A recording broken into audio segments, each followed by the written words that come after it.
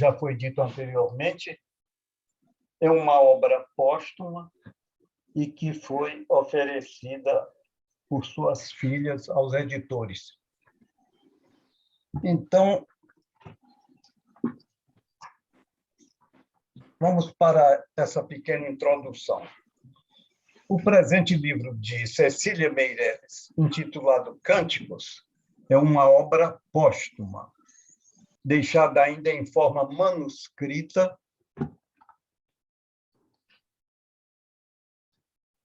pela autora, com títulos numerados em algarismos romanos, de 1 a 26. Esse material foi fornecido aos editores por suas filhas, herdeiras do acervo literário, após o desenlace corporal da poetisa.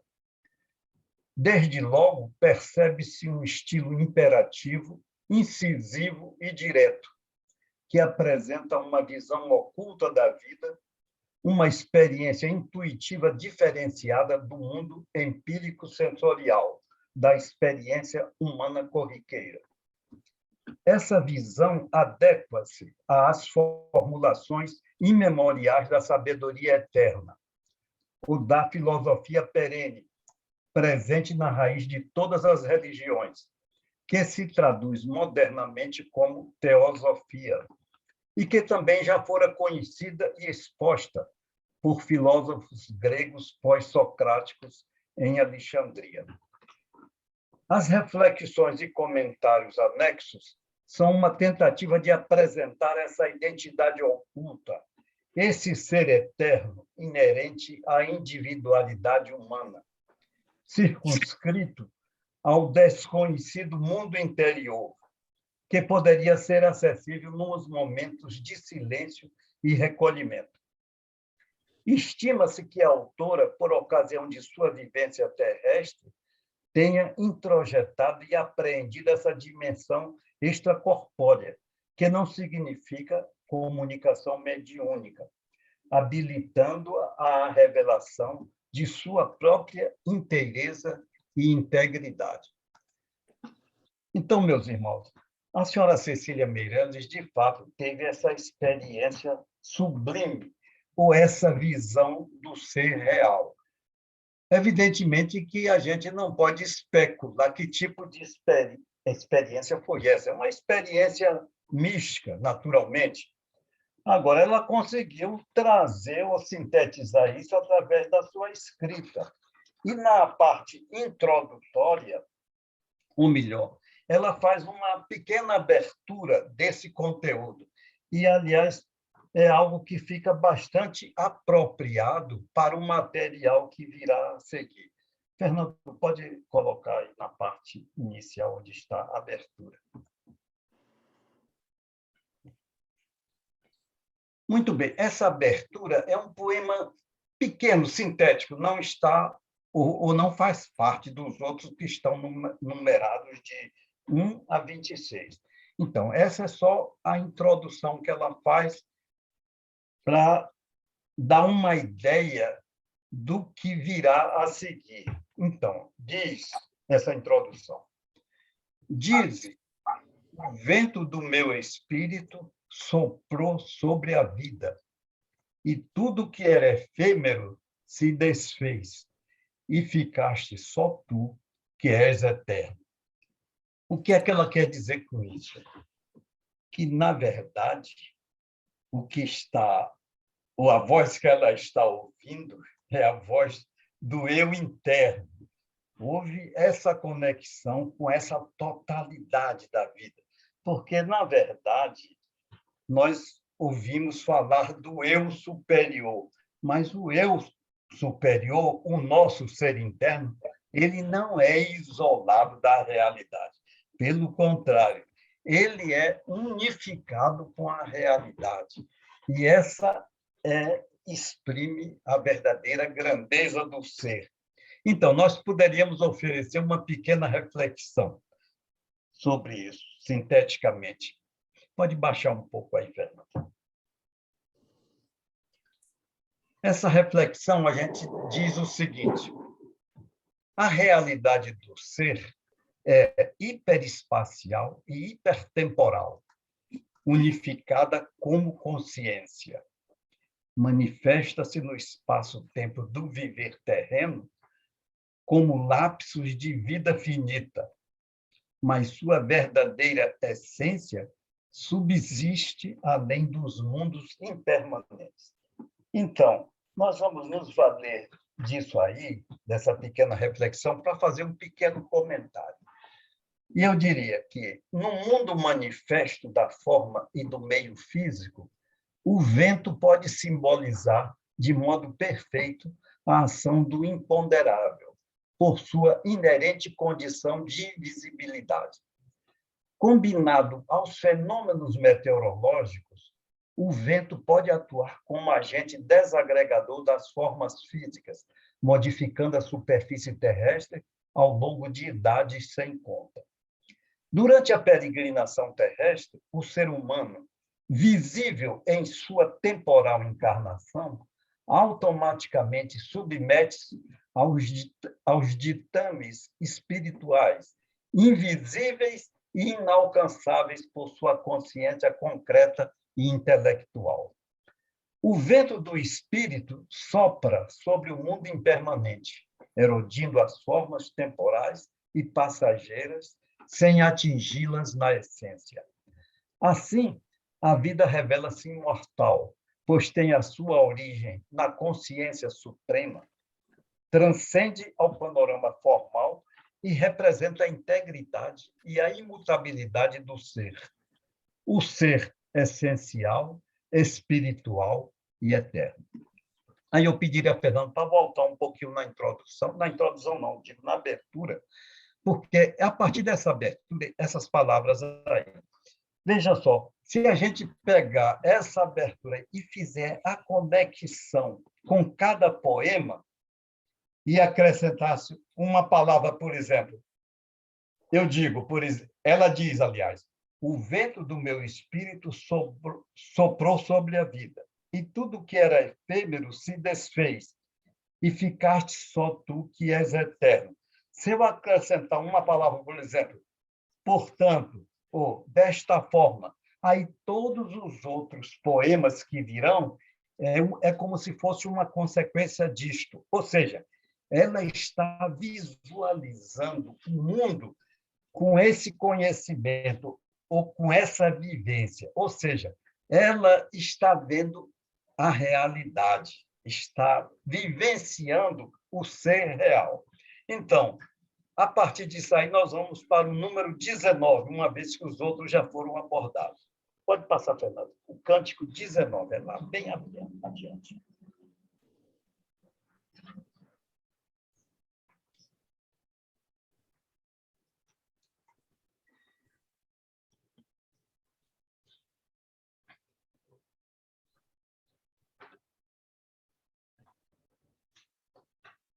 Esse é. Veja bem. Cântico 19. Não tem mais lar o que mora em tudo. Não há mais dádivas para o que não tem mãos. Não há mundos nem caminhos para o que é maior que os caminhos e os mundos. Não há mais nada além de ti, porque te dispersaste, circulas em todas as vidas, pairas sobre todas as coisas, e todos se sentem-te como a si mesmo, e não sabem falar de ti.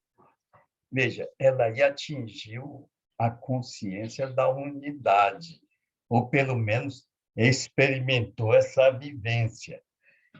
Ou seja, isso é como se fosse um encontro com esse eu supremo, que, no fundo, é a realidade unificada. E aí nós ofereceríamos uma pequena reflexão. Pode passar embaixo, Fernando. A consciência da unidade existe por si e habita na plenitude sem forma. Essa realidade não conhece limites e não pode ser conceituada segundo externos parâmetros. O oceano do ser é pleno em sua infinitude e eternidade. Cada partícula que o compõe experimenta a sua grandiosidade e inteireza, em estreita simultaneidade e conteúdo. O um é o todo e o todo é o um. Então, essa é a vivência real da realidade preconizada em todos os estudos místicos, em todas as práticas do yoga superior, por exemplo, né? Quando os discípulos, os estudantes atingem o que se chama o samadhi, aquele êxtase que é justamente a conexão com essa plenitude. Então, nós ofereceríamos também o seguinte comentário. Novamente, um claro exemplo de vivência espiritual profunda, somente experimentada pela consciência que ultrapassa as barreiras do mundo mental abstrato, integrando-se ao espírito universal.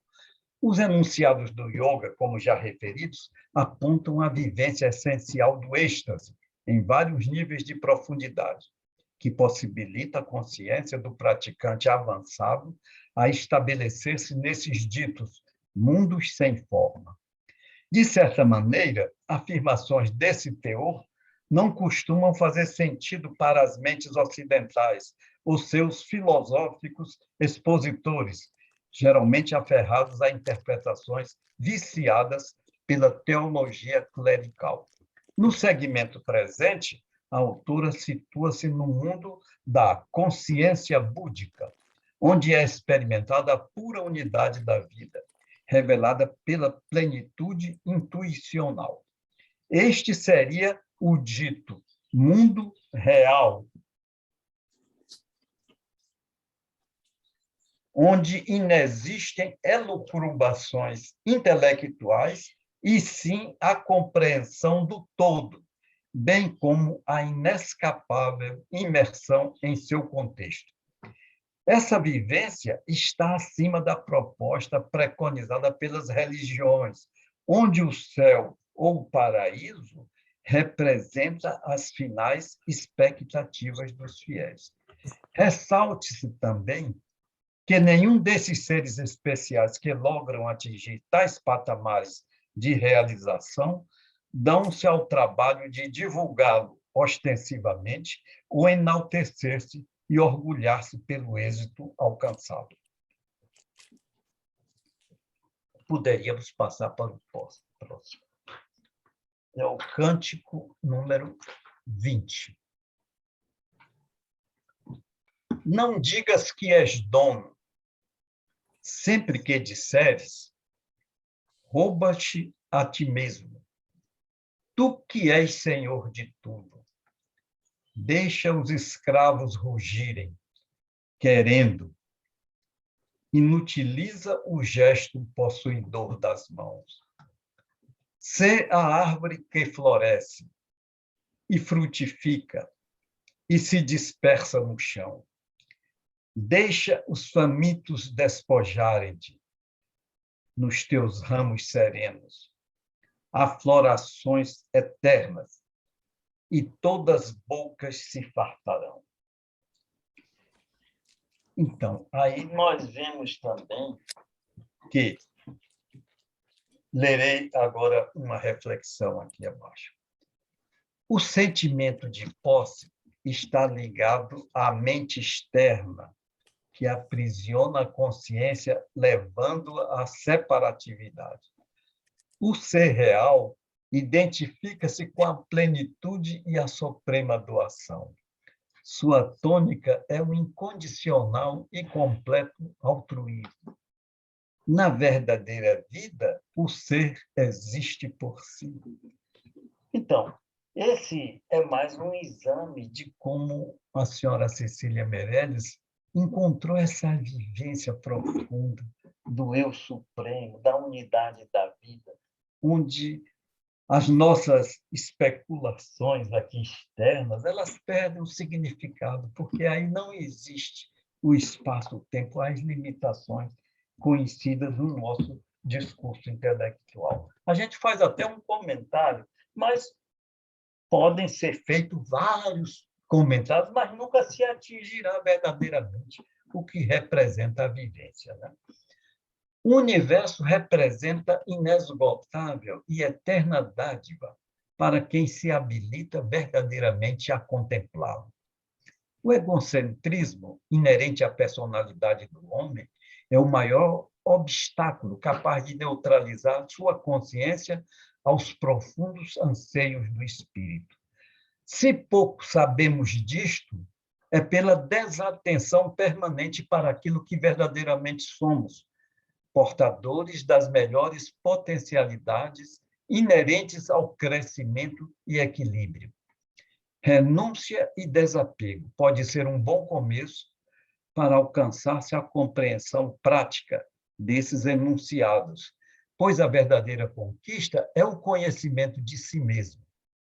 Quando isso for atingido, cessam todas as externas necessidades, inclusive as alimentícias. Na Índia, existem ainda alguns poucos seres remanescentes de antigos núcleos religiosos que prescindem de alimentos, ou melhor, fazem uso da exposição solar para a transmutação dos elementos dentro de si mesmos. Pode parecer incrível, mas essa prática goza de real comprovação. No Ocidente e até no Brasil já foi experimentada até com certo êxito. Isso comprova o quanto é desconhecida a própria estrutura física do ser humano.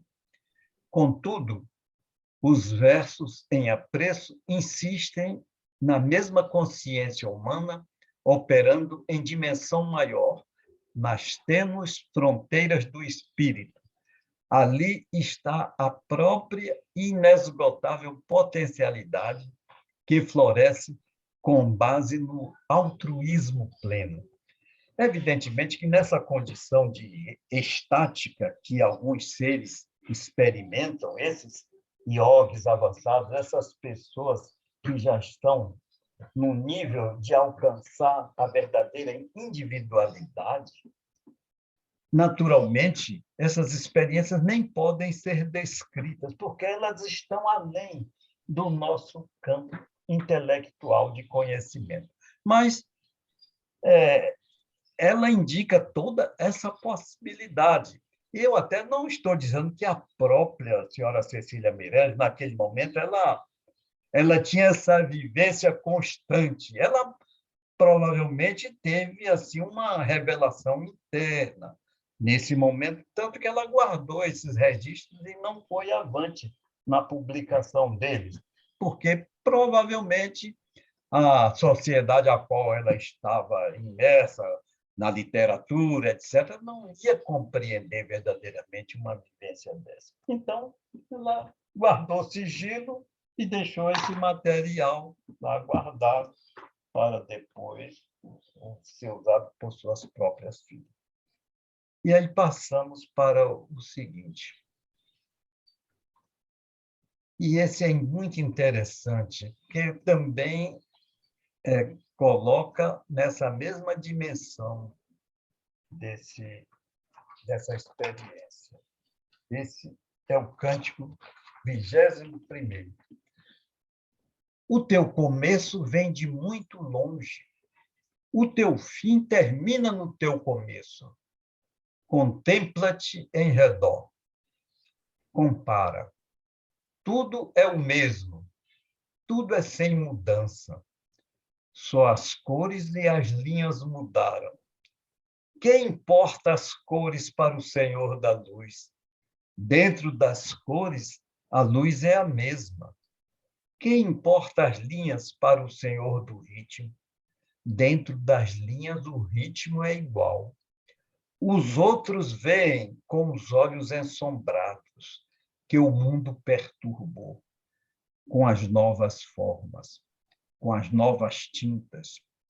Tu verás com os teus olhos, em sabedoria, e verás muito além.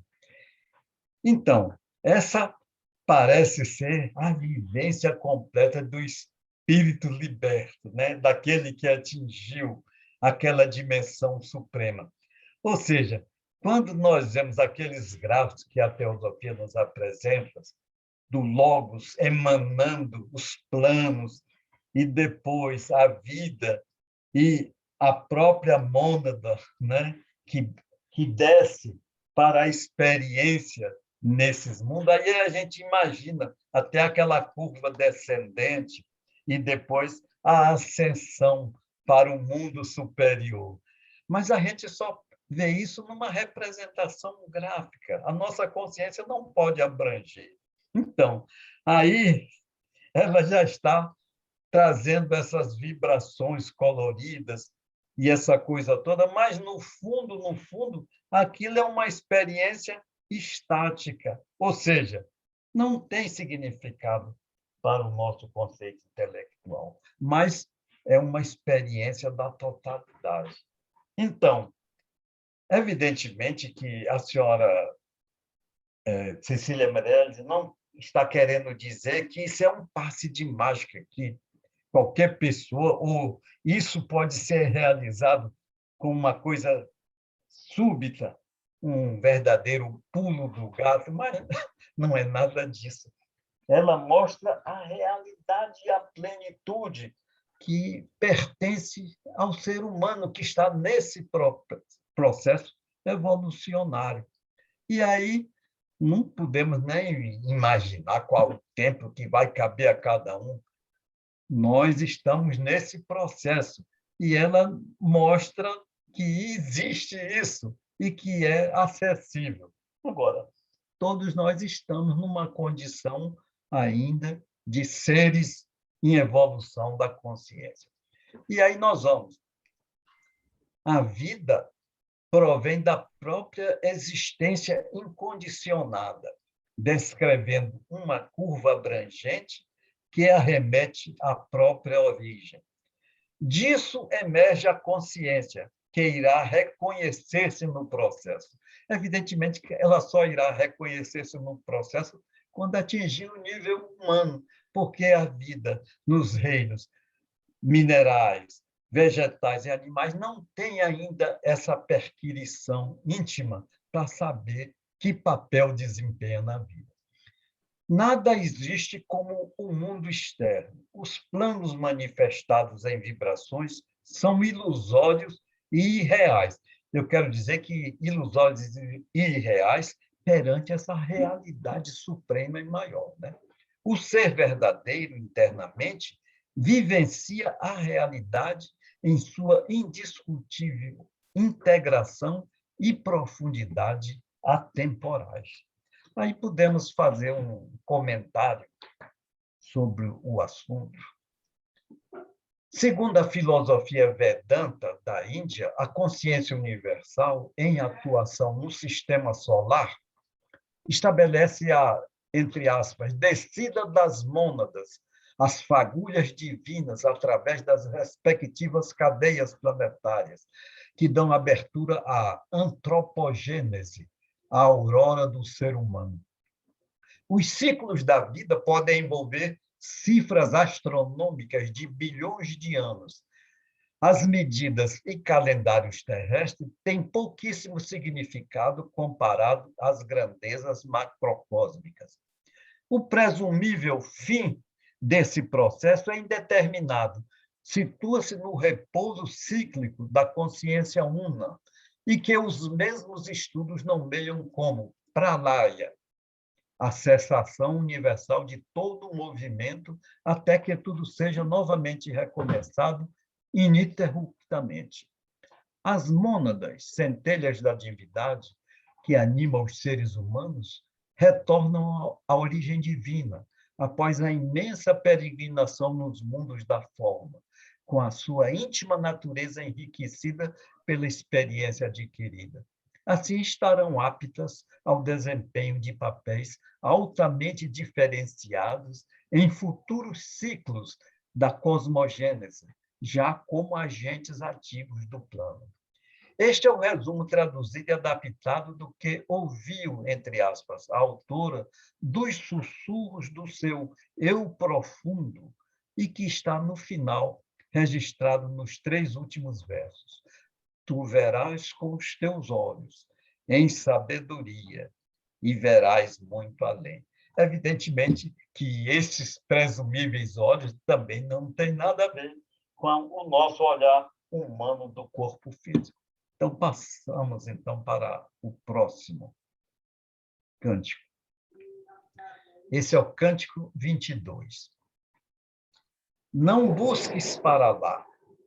O que és tu. Está em ti, em tudo. A gota esteve na nuvem, na seiva, no sangue, na terra, e no rio que se abriu no mar, e no mar que se coalhou em mundo. Tu tiveste um destino assim. Faze-te a imagem do mar. Dá-te a sede das praias. Dá-te a boca azul do céu. Mas foge de novo à terra. Mas não toques nas estrelas. Volve de novo a ti. Retoma-te. É outra experiência mística profunda de união com a realidade. E aí nós podemos ver uma pequena reflexão. É ilusão buscar-se uma realidade externa. A existência é pura integração de consciência e pertence ao ser. O todo é consciência, que engendra a aparente realidade externa. Habita na simultaneidade do micro e do macrocosmo, no visível e no invisível, doando-se e fragmentando-se em supremo altruísmo, tendo como referência a própria origem e a intrínseca percepção de si na própria consciência da unidade. Jesus Cristo definiu esse estado consciencial na frase: eu e o Pai somos um. Essa frase do Cristo é muito conhecida e serve também para dar uma pequena compreensão dessa vivência, ou seja, ele se sentia integrado na vida una da realidade suprema. Aí passamos, então, para um pequeno comentário. Aqui, um resumo dessa mesma peregrinação da mônada, inclusive em momentos onde a própria vida do homem encontrava-se ausente do planeta. Nesse caso, diz-se que a essência monádica executa a sua peregrinação nos elementos químicos do reino mineral ou na alma coletiva dos vegetais e animais. Dessa maneira, a mônada assimila a qualidade implícita da doação, como pode ser apreciado no reino vegetal, através das flores e dos frutos, e respectiva interação com o reino animal. Essa é uma vivência de troca e complementaridade, que dá seguimento ao amor entre as partes, e no ser humano redundará no pleno altruísmo. Neste particular, é útil a observação da notória atração oferecida pelo magnetismo natural da própria Terra, bem como de outros elementos, como o hidrogênio e o oxigênio, que resultam na água, extremamente indispensável à vida orgânica. No poema existe a advertência a não tocar nas estrelas. Isso pode causar estranheza, uma vez que o nível consciencial terrestre está afastada tal possibilidade. Contudo, deduz-se que cada sistema estelar implica num programa particularizado e a lei não permitiria esse acesso. Assim, a peregrinação espiritual humana estaria adstrita aos limites do próprio sistema. Aliás, uma pequena curiosidade nesse aspecto estelar, eu já tive assim um interesse muito grande pesquisando a coisa de extraterrestres, essa coisa toda. E Considerando que a estrela mais próxima de nós está a uma distância em anos-luz de 4 anos e meio, isso seria completamente improvável e quase impossível da humanidade desenvolver uma máquina para, segundo a física atual, ele conseguir fazer uma aventura em outro sistema solar. Eu digo pela física atual, tá certo?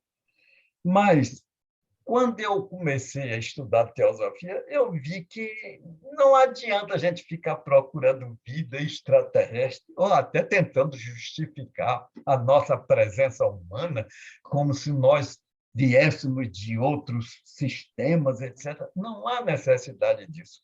Eu acho que todo sistema planetário tem todos os fundamentos úteis para desenvolver a própria vida ali naquele sistema. Não há necessidade alguma. Evidentemente que eu não estou dizendo que não existe essa possibilidade até de contato com outras, digamos, outras consciências, mas eu acho que isso não é algo para o ser humano praticar, principalmente no atual estágio em que estamos, tá certo? Então, talvez essa advertência não toque nas estrelas, ela pode até ser um pouquinho desnecessária, porque nós não temos absolutamente capacidade de fazer qualquer aventura nesse aspecto aí. É só essa pequena curiosidade. Mas vamos passar para o seguinte.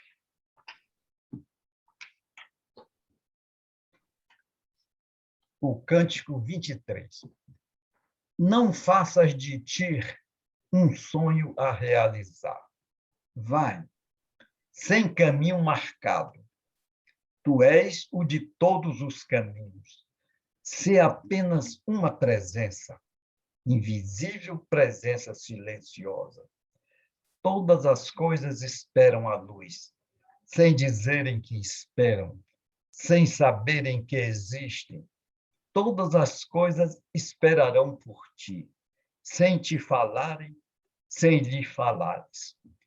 Os mestres até orientam que nós devemos realmente ter confiança em nós, termos coragem de nos aventurarmos nessa autodescoberta.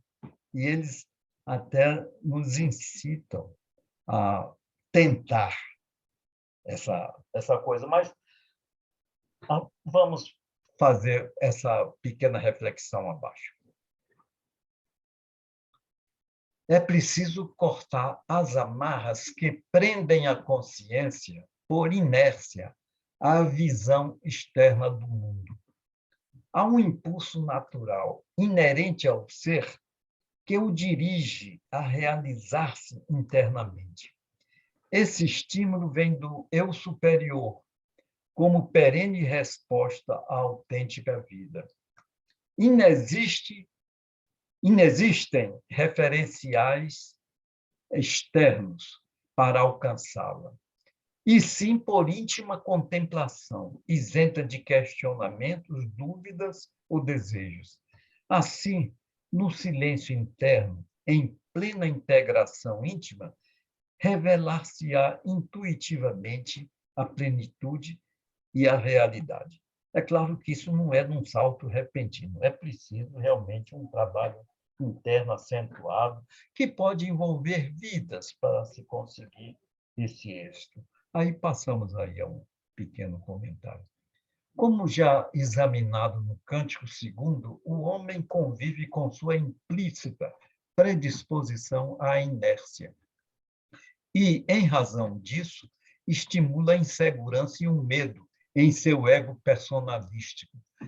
Nesse aspecto, as sonhadas realizações e as possibilidades de crescimento, até mesmo na esfera profissional, permanecem monotonamente arquivadas dentro de si, à espera de um duvidoso momento para a materialização. O aprendizado no mundo também implica no exercício da coragem, não com o objetivo de disputar ou medir valores com eventuais oponentes, mas buscar um meio ou um trabalho profícuo que possa contribuir para a luz no ambiente terrestre. Nesse particular, torna-se importante o discernimento para a escolha verdadeira do caminho, que se mostre mais adequado ao próprio agente e também combine com seu íntimo temperamento. Os autênticos artistas possuem esse brilho interior, essa empatia e discernimento capaz de reunir multidões movidas pelo mágico toque da alegria.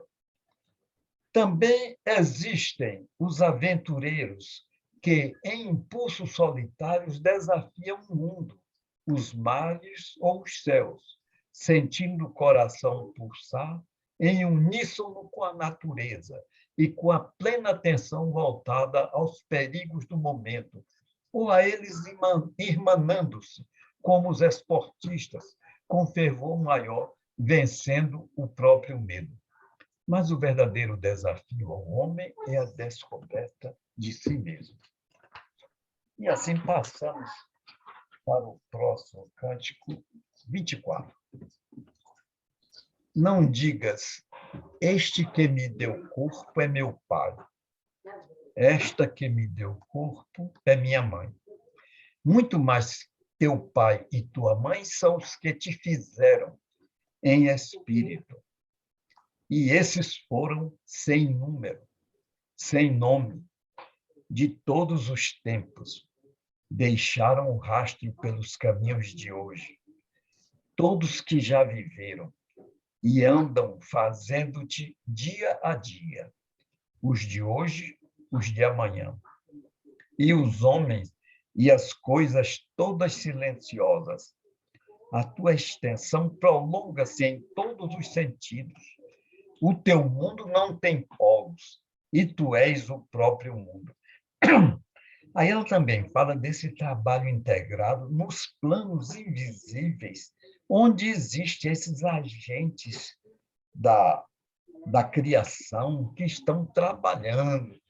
Tem os clarividentes, como o senhor Hodgson, por exemplo, que ele até descreve, por exemplo, uma gravidez, quando vários seres elementais, angélicos, que trabalham nesse desiderato do ser humano, que é uma coisa impensável aqui no nosso mundo físico. Então, a gente vê que várias coisas estão acontecendo e nós não temos a mínima informação disto. E aí poderíamos uma pequena reflexão aí escrita abaixo. Pode passar, Fernanda, mais abaixo aí. Antes de questionar-se a paternidade física, convém perquirir a verdadeira origem e existência no mundo invisível do ser. Ela extrapola a noite dos tempos, fruto de um trabalho perene e cósmico, de uma hierarquia divina, apta a construir a realidade dos mundos manifestos, bem como impulsionar as consciências que neles habitam. Esse plano silencioso e oculto independe de limites e fronteiras nas dimensões espaço-temporais. Internamente, integra-se à existência de cada ser, que, por extensão, resume-se na plenitude unificada da vida. Passamos, então, para o Cântico 25. Ou melhor, sim, um comentário. Jesus Cristo, em sua peregrinação pelo mundo, a certa altura, respondeu a interlocutores com um questionamento que se tornou notório. Quem é minha mãe e quem são meus irmãos? Isso está na Bíblia, em algum local do Novo Testamento. Evidentemente, não o fez no sentido de menosprezar sua terrestre genitora, os seus consanguíneos, mas para assegurar a celeste origem e a fraternidade, da qual foi o mais eficiente porta-voz e partícipe.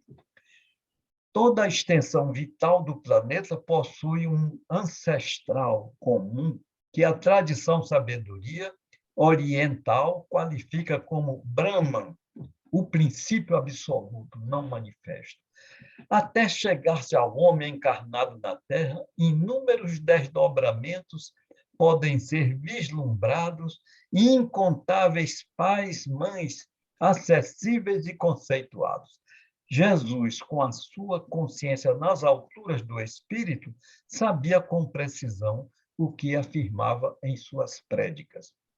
Da mesma forma, a perene voz que orienta a poetisa em seu sintético e inspirado texto, assevera, mais uma vez, a potencialidade, o alcance, a diversidade, a plenitude, a temporalidade e a incomensurável abrangência da vida, que não pode ser percebida e assimilada pelo intelecto comum, e que confere ao ser humano, como espírito imortal, a final integração na consciência do todo, justificando a já antevista e divina fraternidade, a par com a hierarquia e o governo oculto do mundo. E aí partiríamos para o cântico final, que número 26.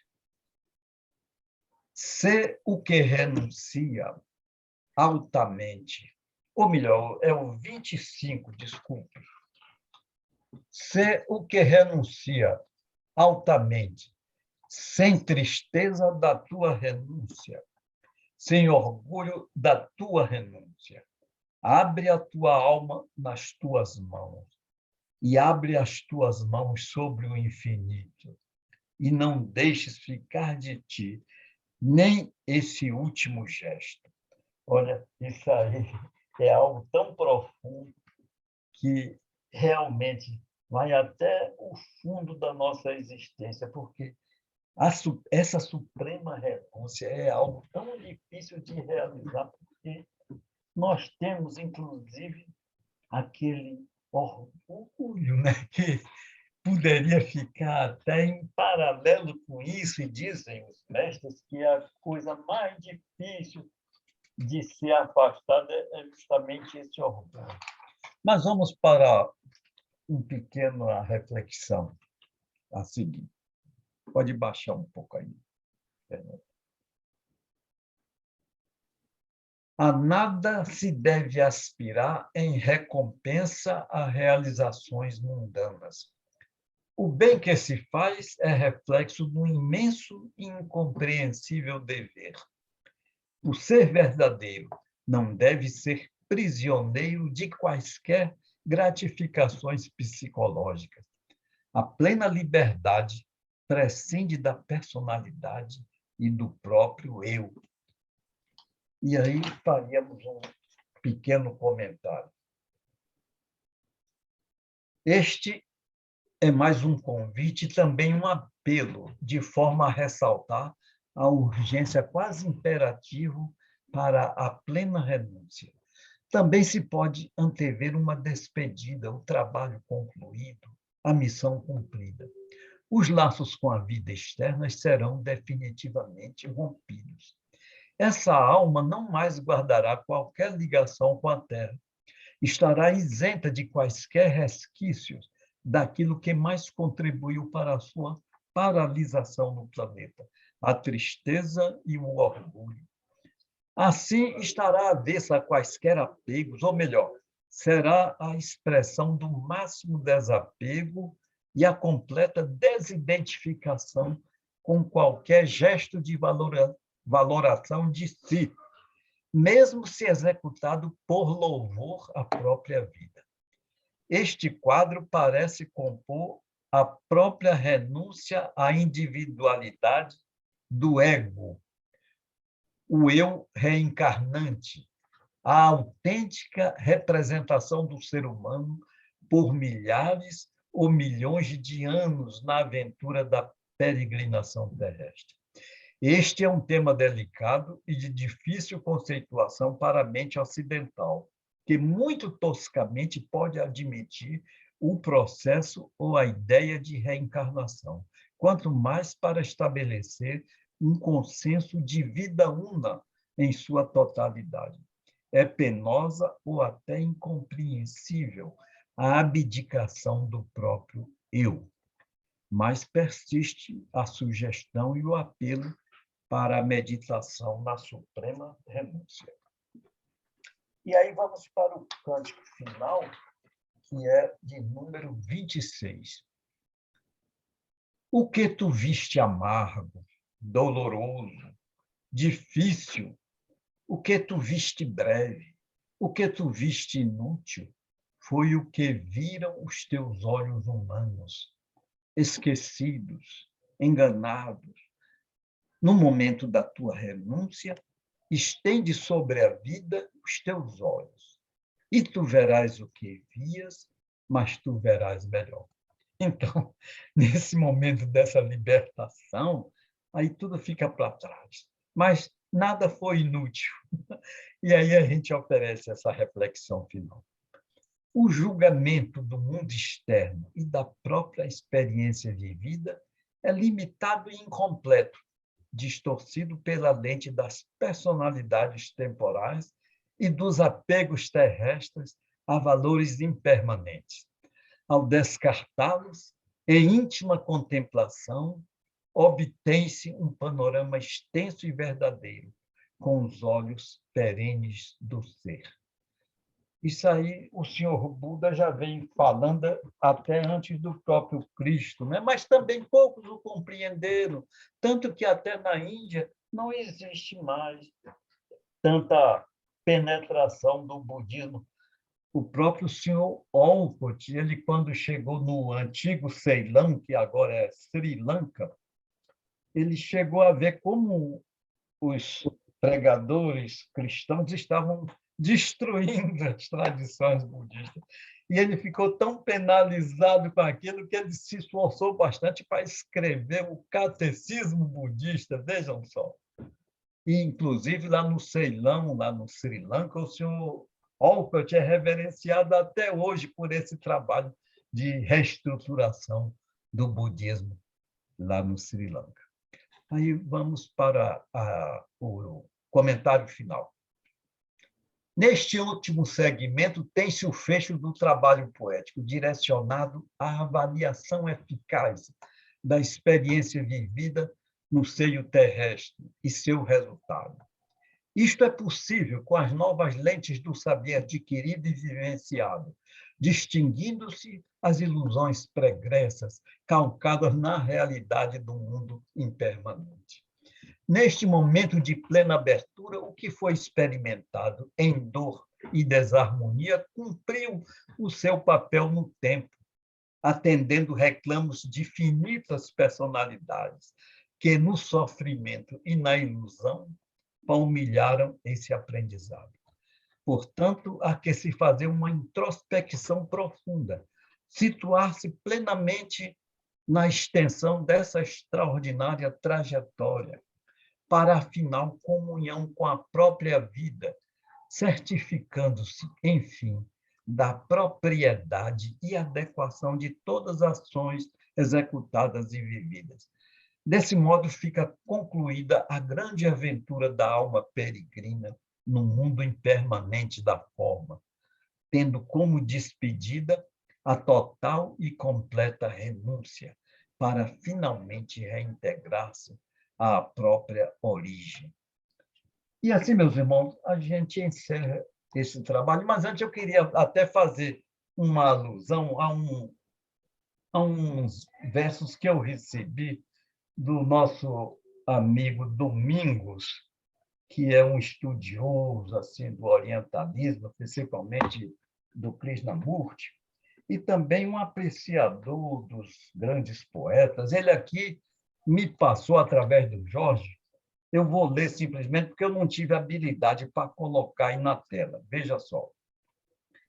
O Domingos me ofereceu um trecho do poema Ode à Liberdade, que foi excluído do contexto pelo próprio autor, o poeta inglês Shelley. Ou seja, o poeta escreveu o Ode à Liberdade, mas deixou de acrescentar uns versos que o Domingos localizou aí pela internet e me ofereceu. Os versos dizem o seguinte: nos recessos de uma caverna do ínvio espírito humano, há entronizada uma imagem tão intensamente luminosa que os aventurosos pensamentos que por ali vagueiam põem-se em adoração e, ao passo que se ajoelham, tremem e fraqueiam, penetram sua onírica estrutura até que eles se tornem repletos do poder da flama pura. É interessante essa experiência mística aqui do poeta Shelley, porque, na verdade, isso aqui parece ter sido obtido durante o sono, nesses recessos de uma caverna do ínvio espírito humano. Veja só, o plano astral dizem que é o primeiro portal acessível quando se está dormindo, no sono, né? Então, ele teve essa visão de seres que eram pensamentos aventurosos, né?